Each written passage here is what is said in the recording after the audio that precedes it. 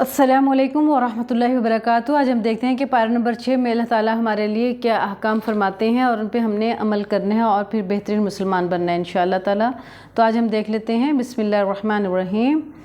دوسروں کی غلطی کو چھالنے سے بچنا ہے یہاں کیونکہ یہ اللہ کو ناپسند ہے۔ اللہ نے ہر نبی کا ایک مقام متعین کر دیا ہے، ان میں تفریق سے بچنا ہے۔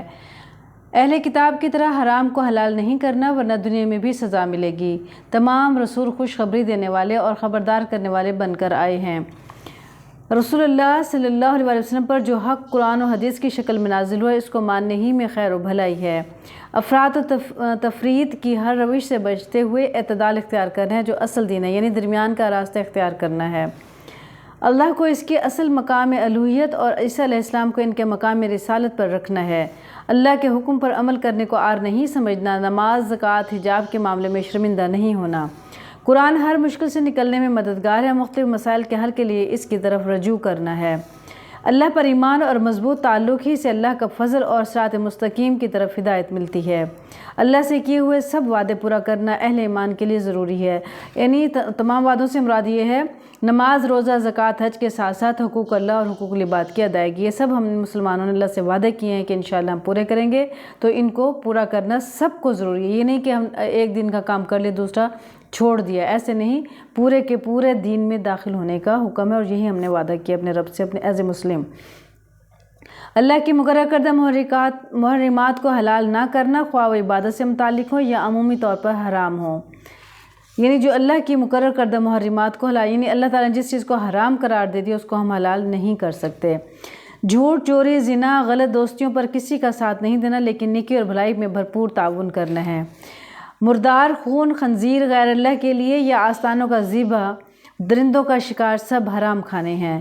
پانسوں یا کسی بھی ذریعے سے قسمت کا حال یا غیب کی خبر معلوم کرنا حرام ہے۔ دین مکمل ہو چکا ہے، اس میں کسی نئی چیز کی گنجائش نہیں۔ جو کسی دن دین تھا وہی آج بھی دین ہے، یعنی دین مکمل ہو چکا ہے۔ آج سے 1400 سال پہلے جو دین تھا آج بھی وہی دین ہے اور قیامت تک وہی رہے گا۔ طیب کھانا پینا اور پاکیزہ عورتیں حلال ہیں، خواہ اہل ایمان میں سے ہوں یا اہل کتاب میں سے ہوں۔ وضو نماز کے لیے ضروری ہے، اللہ کی قربت اعضاء کے چمکنے اور گناہ دھونے کا ذریعہ ہے۔ پانی نہ ہو تو تیمم کی سہولت ہے۔ دشمنی میں بھی عدل نہ چھوڑنا متقی ہونے کی علامت ہے۔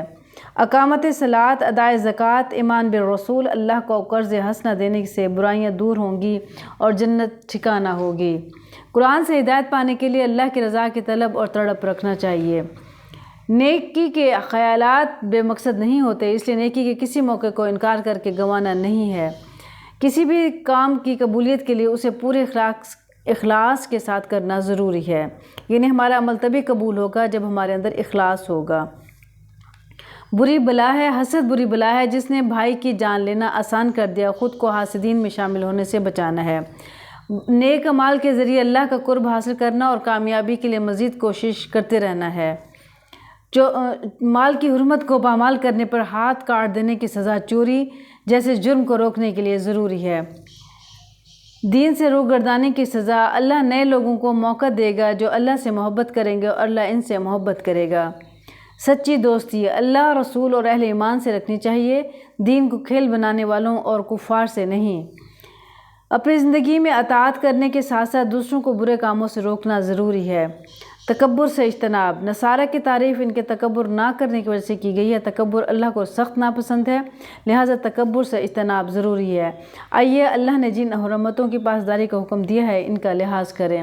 تو یہ تھا پارہ نمبر 6 کا خلاصہ مختصر طور پہ، تو اس کو بار بار سنیں، بار بار سمجھیں اور دیکھیں کہ ہم نے اپنی زندگی میں کون کون سی باتیں ہیں جو اپنی عملی طور پر لے کر آنی ہیں تاکہ ہم پکے سچے مسلمان بن سکیں۔ اللہ تعالیٰ سے التجا اور گزارش ہے پڑھنے پڑھانے سیکھنے سکھانے میں جو غلطی ہوگی اللہ تعالیٰ ہم سے درگزر فرمائے اور ہمیں معاف کرے۔